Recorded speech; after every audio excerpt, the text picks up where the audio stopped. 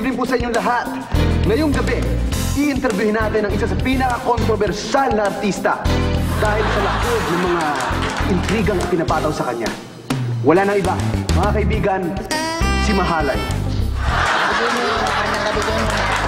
Mahalay, kumusta? Okay lang. Teka, sandali. Bakit ba dito mo ako lagay sa malaking upuan? Gusto ko katabi kita dyan sa tupa. Mahilig ako sa tupa. Matagal na ako din nakakatikim sa tupa. Eh, syempre, kailangan dyan ka para kitang-kita ka, di ba? Ito medyo maliit para sa'yo, eh. Teka lang. Katabi ng mga tao. Talagang mahilig ako sa tupa. Tupa lang.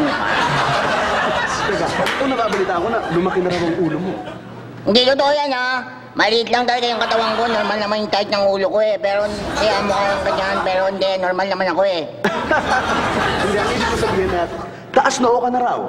Hindi totoo yan, ha? Eh, siyempre, di kayo malalaki yung mga tao, di ba? Pagka kinakausap ko sila, siyempre, tumitingala akong ganyan, ano?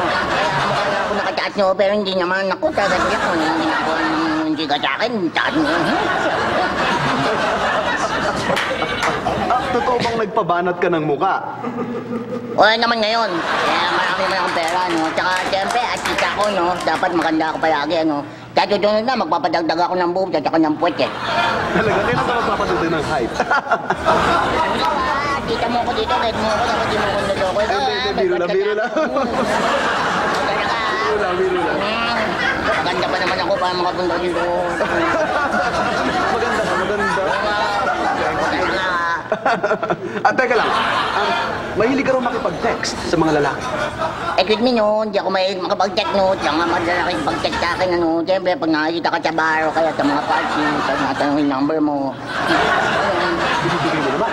O, siyempre, parang ano naman, di ba? Parang nakakaya naman baka di mo binigay, di ba? Parang bastos ka naman yung... Ikaw ba may nagtetext kayo? Marami rin. Ganun ba? Pero teka, binabayaran mo raw ang mga lalaki.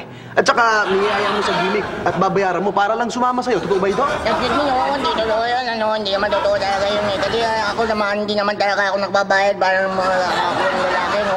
Hindi naman, hindi lang nga malapit sa akin, eh. Teka, anong puhunan mo? Wala naman, yan lang. Ganda lang. Kaya nga ako nagpabotok, eh. Siyempre. Ganun, lalapitan ka mga lalaki. Ito medyo matitindong tanong na to. Mahilig ka raw maglasing.